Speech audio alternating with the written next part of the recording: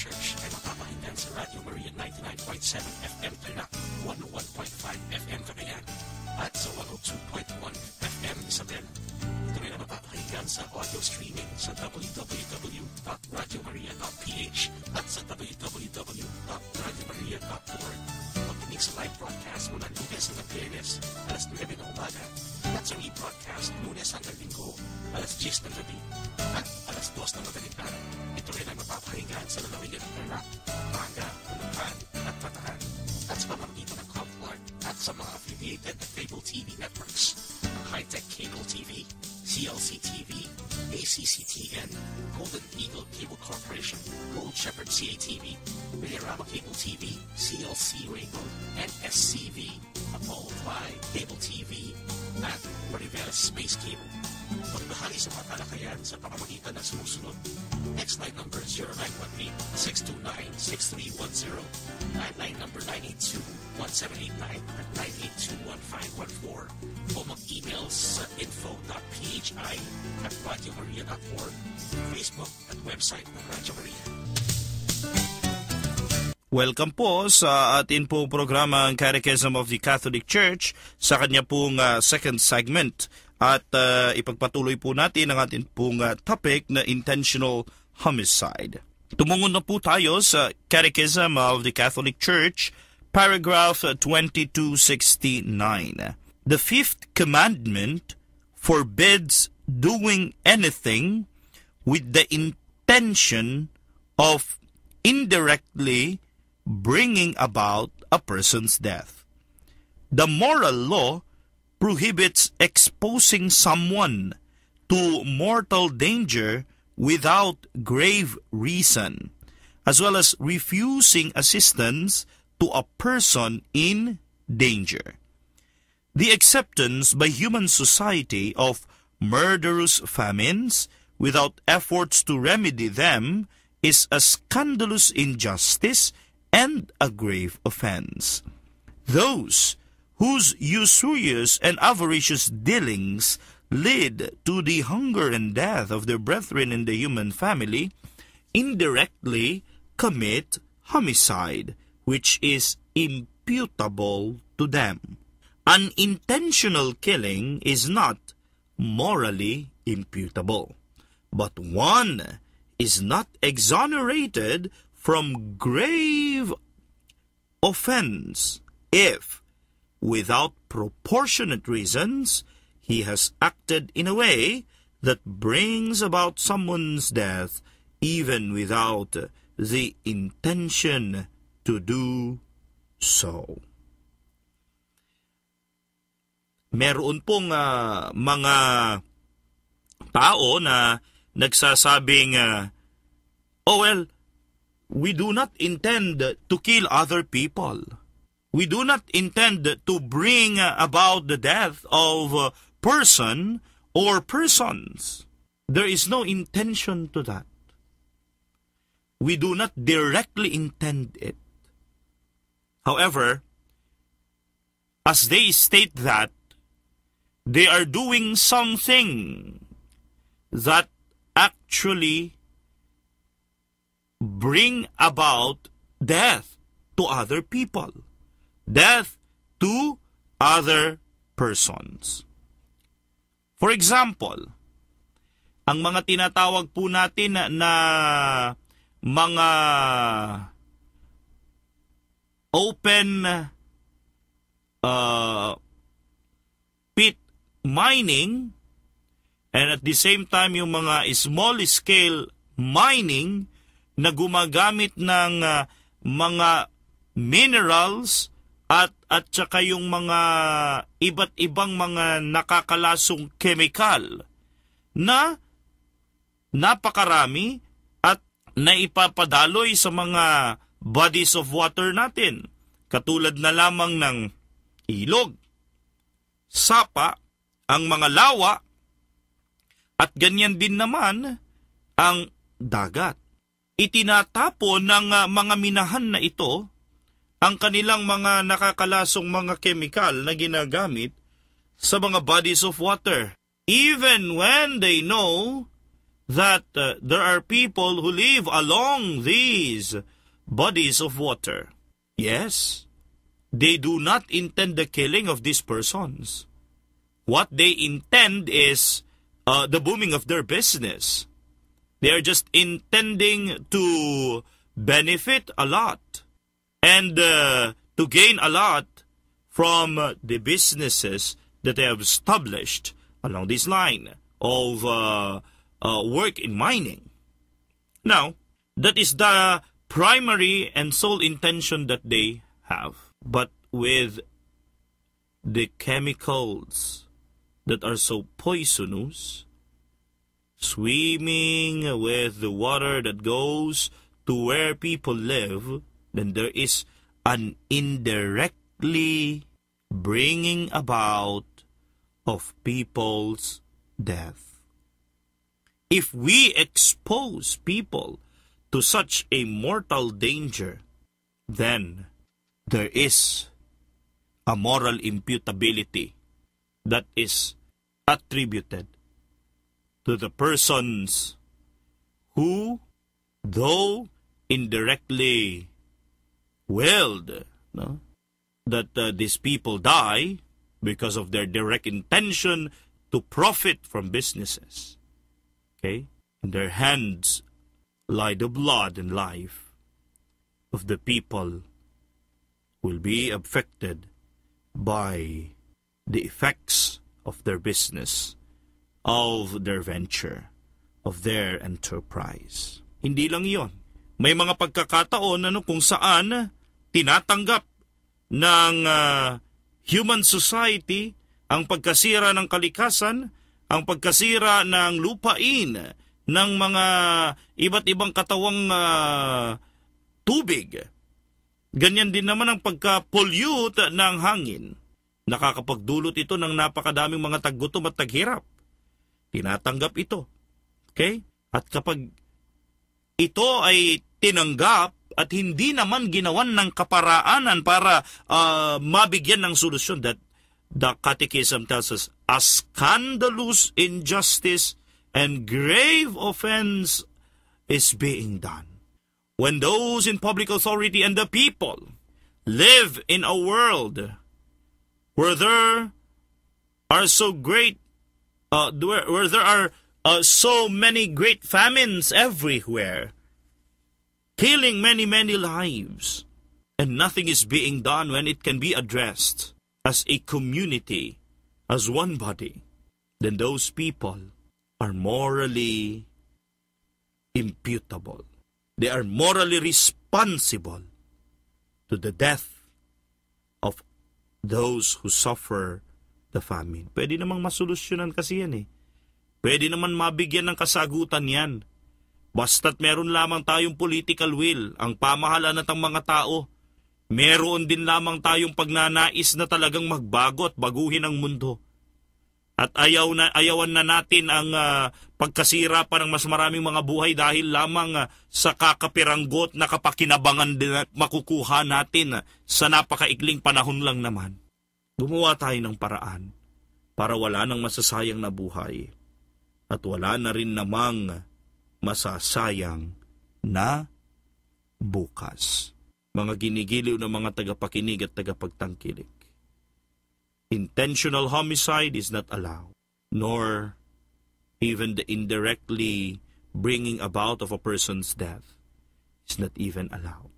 Life is indeed a fundamental moral principle and value that must be respected, protected, and given priority by every individual person.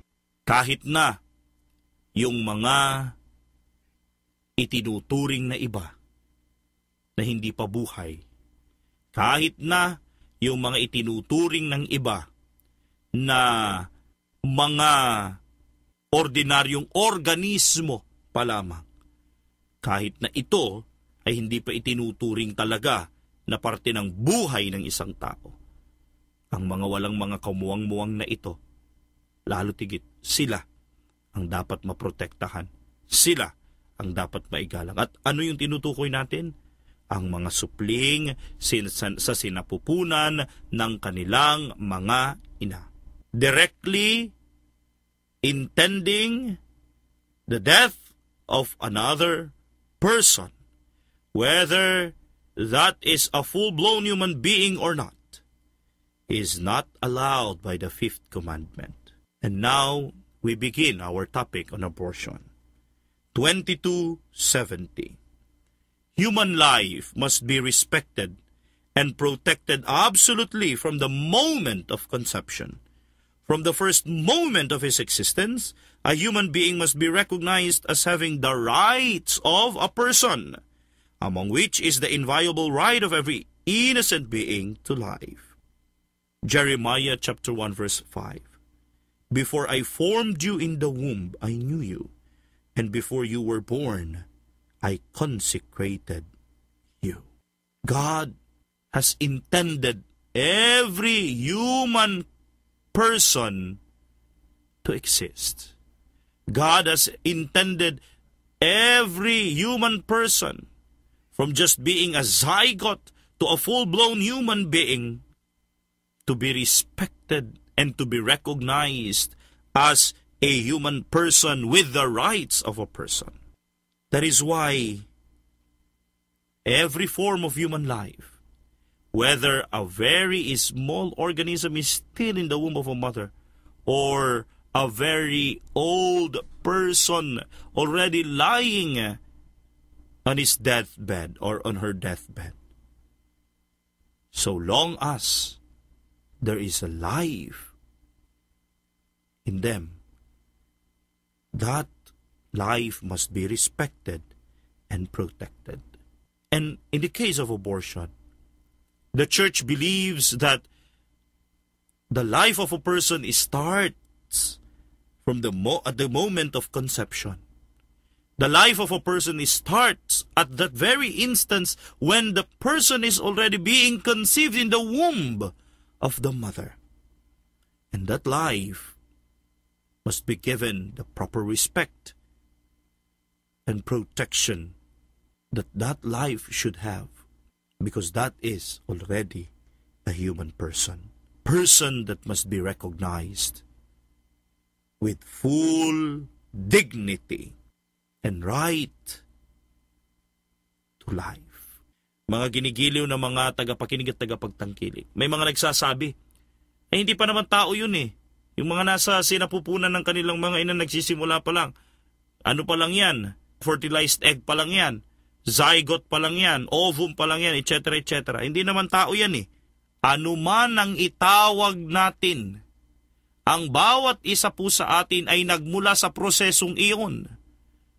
At kapag inalis mo ang prosesong iyon, mararating po ba natin ang kinalalagyan natin ngayon bilang mga tao? Pag inalis mo ang isang prosesong dinaanan at dapat daanan sa development ng isang tao sa napupunan ng isa, sa tingin po ba natin tayo po ay tatawagin na kung sino at ano tayo ngayon? Hindi.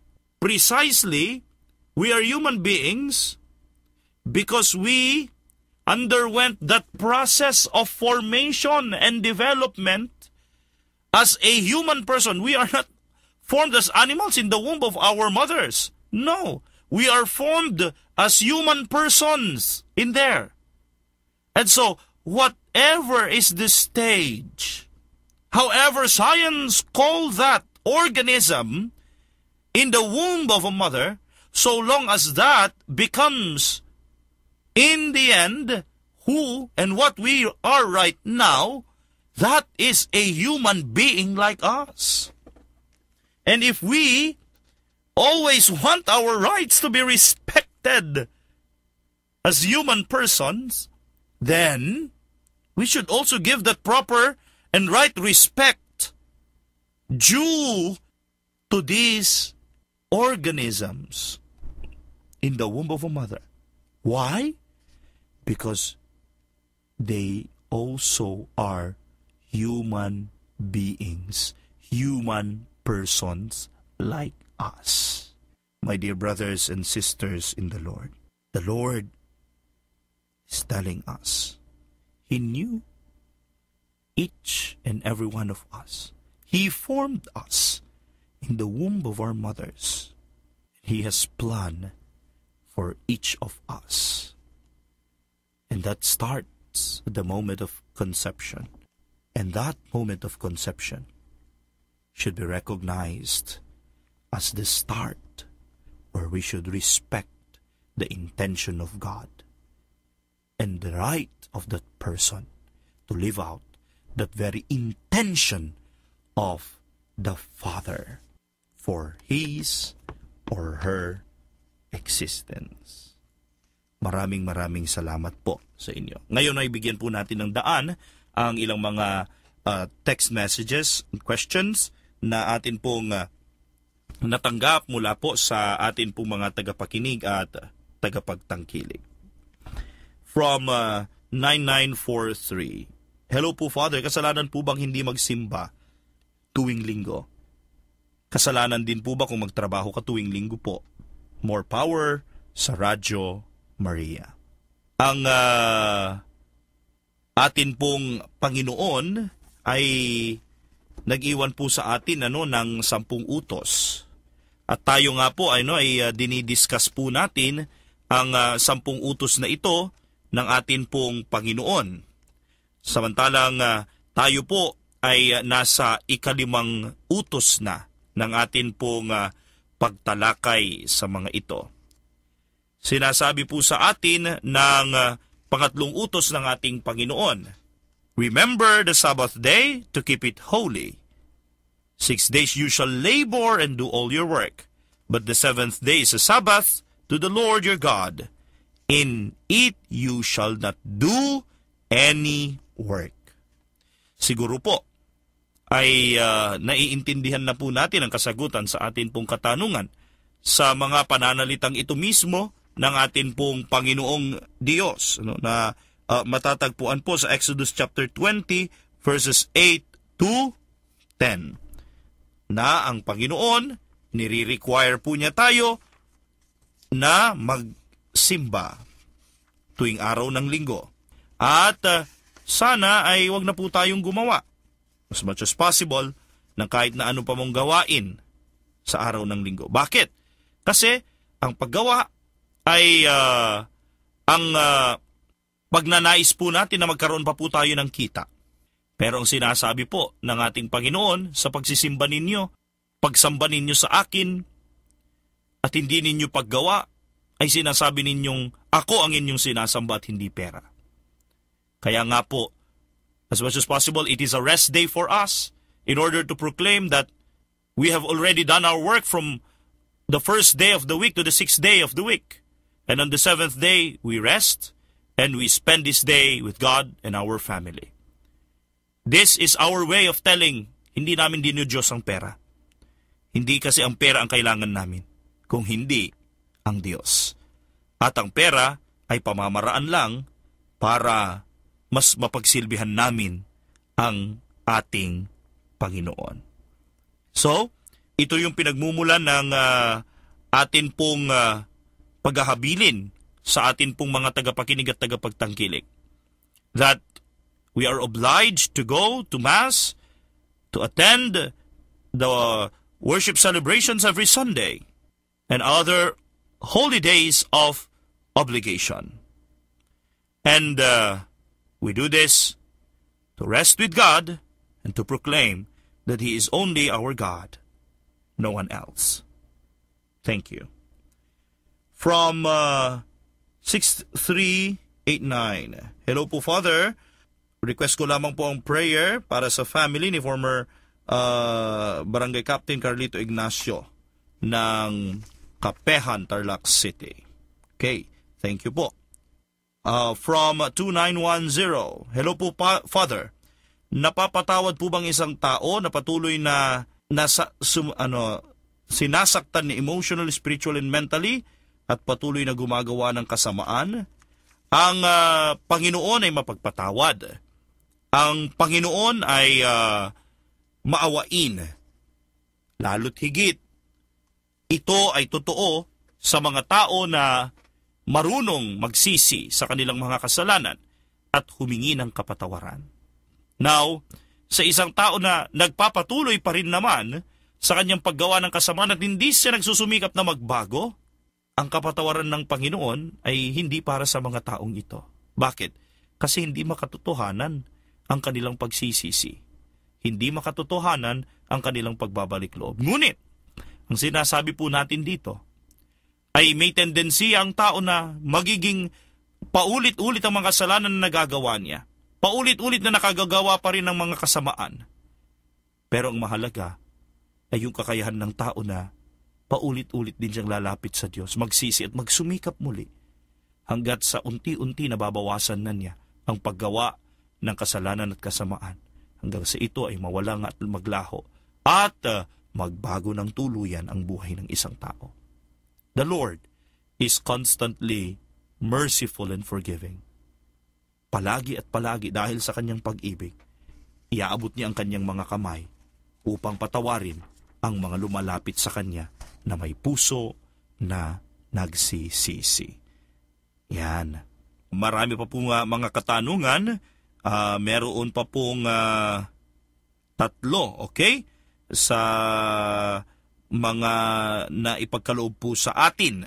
However, kulang na po ang atin pong time para ang mga ito po ibanggitin at ang mga ito'y sagutin. Anyway, we will reserve all of this sa susunod na live broadcast po natin dito sa Catechism of the Catholic Church. Muli, ito po si Father Raymond, patuloy na sa inyo ay umaanyaya, makinig ng ating mga programa dito sa Radyo Maria. Huwag ninyong ililipat ang inyong mga pihitan sa inyong mga radyo at pakinabangan ang mga biyaya ng Diyos sa pamamagitan ni Maria sa mga programa ng ating himpilan. Ako po ay pansamantalang nagpapaalam sa inyo. Sumasampalataya ako sa Diyos, amang makapangyarihan sa lahat, na may gawa ng langit at lupa. Sumasampalataya ako kay Jesucristo, isang anak ng Diyos, Panginoon nating lahat. Nagkatawang tao siya, lalang ng Espiritu Santo, ipinanganak ni Santa Maria